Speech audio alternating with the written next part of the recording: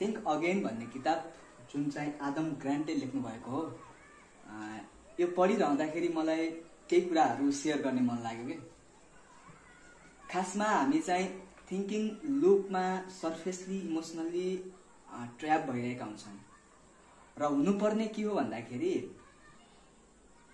कुनै पनि कुराहरू, कुनै पनि तर्कहरू, कुनै पनि विचारहरू कहाँबाट उत्पन्न हुन्छन् त,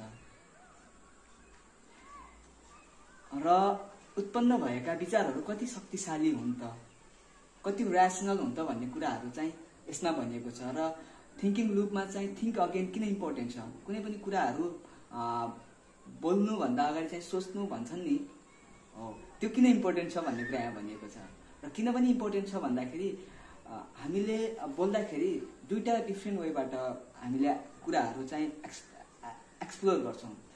एउटा के भन्दाखेरि इमोसनल्ली हन्ट भएर त्यो पुराना डटहरू कनेक्ट भएर अनि त्यो कुराले गर्दा हाम्रो चाहिँ थटहरू बाहिर आउँछ।